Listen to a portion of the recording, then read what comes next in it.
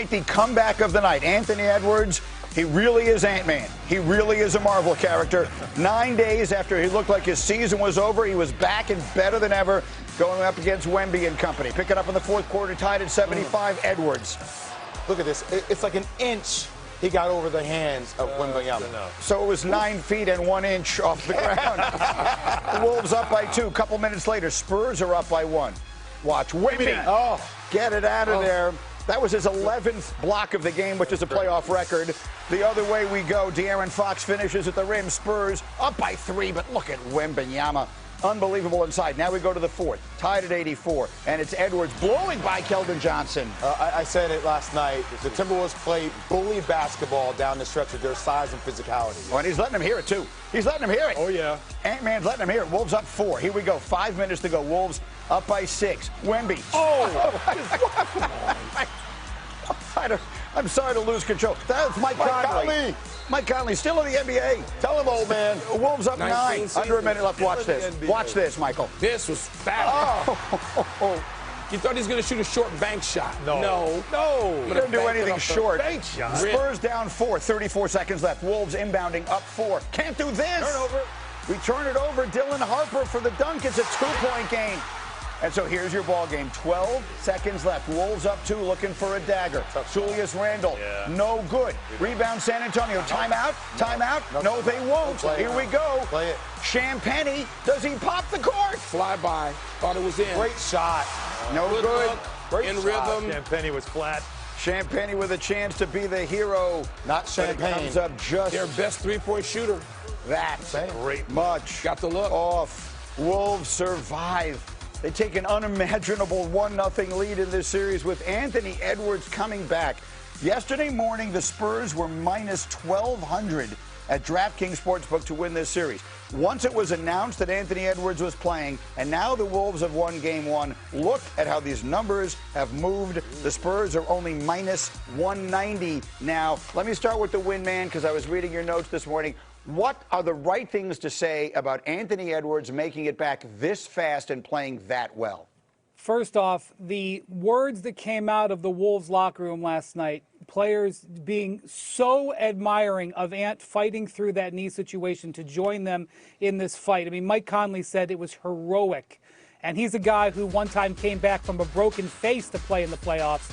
And so he knows what this is. So to give them that lift is so important. But the mental toughness of the Timberwolves in this game, Greeny, is what impressed me so much. Victor Wembanyama blocked 12 shots. 12. There were times when getting in there was like a taxi driver trying to get to LaGuardia during the General Assembly, trying the bridge, trying the tunnel, trying the PQE. They couldn't get it, but they never stopped. They never backed off. They never, when a guy went up and got blocked, they immediately went to try to get the ball. And that is what was so impressive. The mental approach of this game is what you're going to need against Victor Wembanyama. I thought it was a defensive masterpiece by him. It was such an incredible chore for the Timberwolves to score, and yet they were able to piece it together and get this victory. What a terrific performance.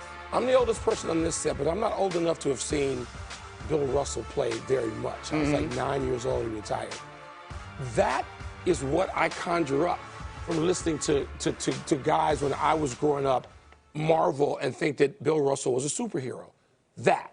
12 blocks. Are you kidding me? Yep. And on the night, you want to say, okay, you want to concentrate, as people will, on shooting, on offense. And he had, first of all, 8 threes to me was a little bit too much for Wemby to be carried. For those That's another story. He was 0 for 8 from 0 for 3. 8. Yeah. 15 boards and 12 blocks? Ridiculous. This, I thought last night was the best start to finish playoff game we have seen. And in these series in the postseason, this game. And the fact that Wembanyama, he was so disappointed. You caught a quick glimpse of him, Jay, after the game. And he knew they had, lost a chance at something that he did not want to lose hold of. And so what's next? I mean, what's he going to do? He's going to go to 14? He's going to ratchet it up? But Minnesota's got to make some adjustments. Real quick, I want to give Chris Finch a nod at the way he handled Anthony Edwards. 25 minutes. He got all that out of him in 25 minutes of his first at back.